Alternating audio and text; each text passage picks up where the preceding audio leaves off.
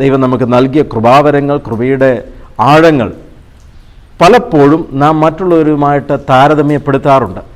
അങ്ങനെ താരതമ്യപ്പെടുത്തുമ്പോൾ എന്തെങ്കിലും കുറവ് തോന്നിയാൽ നാം നമ്മിൽ തന്നെ ഒതുങ്ങണമെന്നോ അല്ലെങ്കിൽ ഏതെങ്കിലും അളവുകോലുകൾ ഉപയോഗിച്ച് അതിനെ മറയ്ക്കണമെന്നോ ഒതുങ്ങിയിരിക്കണമെന്നോ നാം ചിന്തിക്കാറുണ്ട്. എന്നാൽ ദൈവം അതല്ല നമ്മെക്കുറിച്ച് ആഗ്രഹിക്കുന്നത്. ഉറങ്ങുന്നവനെ ഉണരുക, മരിച്ചവരുടെ ഇടയിൽ നിന്ന് എഴുന്നേൽക്കുക, അപ്പോൾ ക്രിസ്തു നിൻ്റെ മേൽ പ്രകാശിക്കും. അങ്ങനെയുള്ള ചിന്താഗതികൾ, മരിച്ചവരുടെ ഇടയിൽ നിന്നുള്ള ആ ചിന്താഗതികളുമായിട്ട് ജീവിച്ച് ഇരിക്കുന്നവരുടെ മധ്യത്തിലേക്ക് എഴുന്നേൽക്കുമ്പോൾ ക്രിസ്തു നമ്മുടെ മേൽ പ്രകാശിപ്പാനായിട്ടിടയായിത്തീരും. നാം ലോകത്തിൻ്റെ വെളിച്ചമായി തീരുവാനാണ് ദൈവം നമ്മെ വിളിച്ചിരിക്കുന്നത്.